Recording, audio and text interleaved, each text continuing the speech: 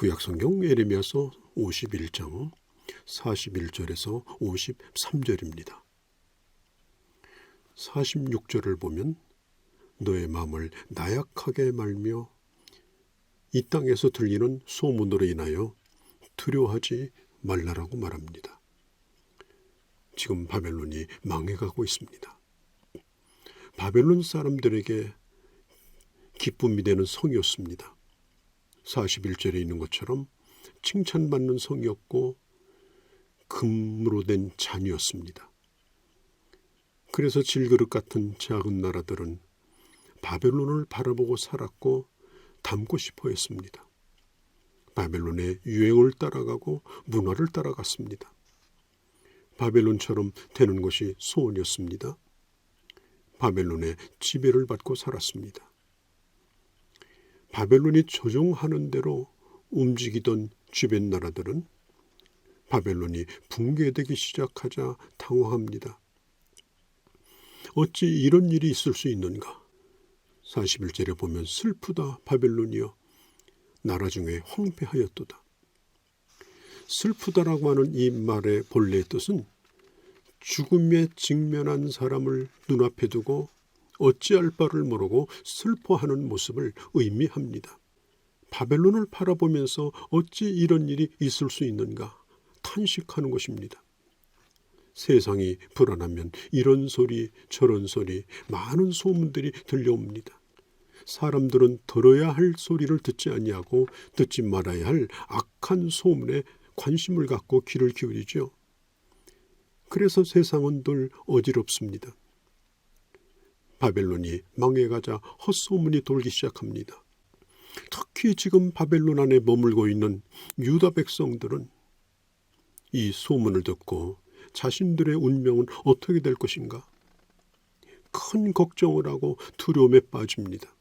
소문이라고 하는 것은 바람과 같은 것입니다. 바람이 지나갈 때는 온 나뭇가지를 흔들고 소리를 냅니다. 그러나 지나가고 나면 아무것도 아닙니다.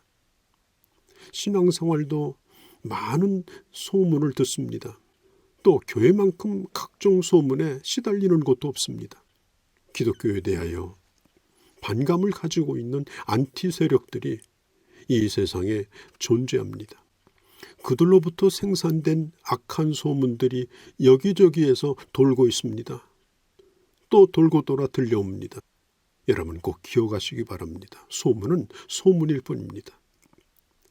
나무가 클수록 나뭇잎이 흔들리는 소리가 커집니다.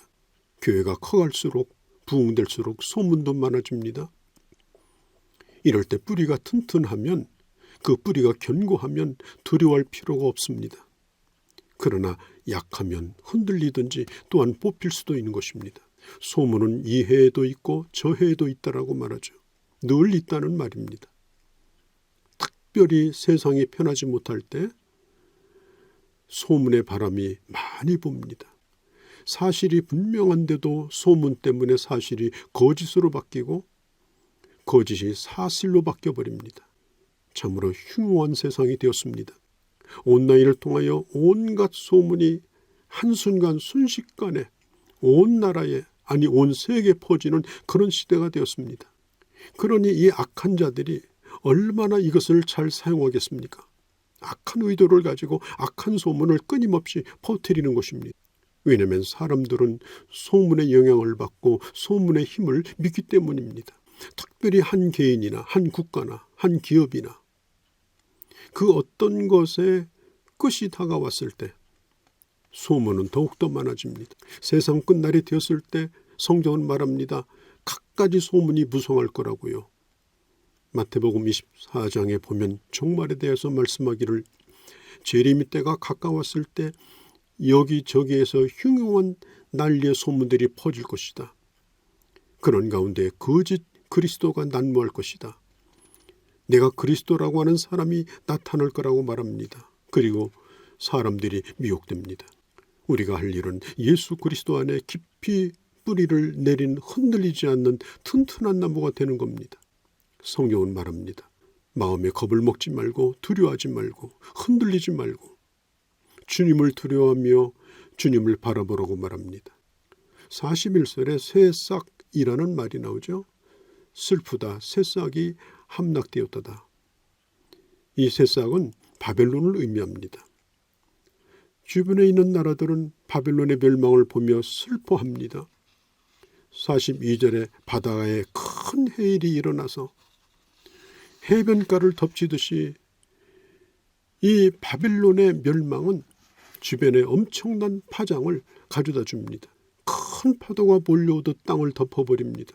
여기서 바다라고 하는 것은 실제 바다가 아니라 바벨론을 치는 강력한 세력, 그 소용돌이, 그런 것들을 의미하는 것입니다. 44절에 내가 벨을 바벨론에서 벌하고 라고 말하고 있죠. 벨은 바벨론의 대표적 우상이죠. 하나님께서 벨을 심판하시겠다라고 말합니다. 바벨론을 벌하고 삼키는 것을, 그 삼킨 많은 것들을 그 바벨론의 입속에서 끄집어낼 거라고 말합니다. 토해내게 할 거라고 말합니다.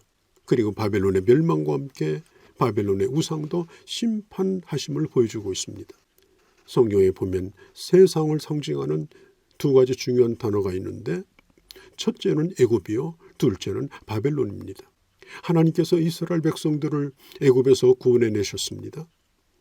그리고 홍해를 건너가게 하시고 광야로 인도하시고 가나안 땅으로 그 백성을 인도하십니다. 애굽은 신자가 예전에 살았던 곳입니다. 그러나 하나님으로부터 부름을 받아 그리스도인이 되었고 교회가 된 것입니다. 또 바벨론도 세상을 말하죠. 요한계시록 17장 18장에 보면 바벨론은 사람들의 마음을 빼앗아갑니다. 사람들을 취하게 만듭니다. 그리고 자신들과 함께 지옥으로 끌고 가는 이 악한 영이 지배하는 곳이 바로 바벨론입니다.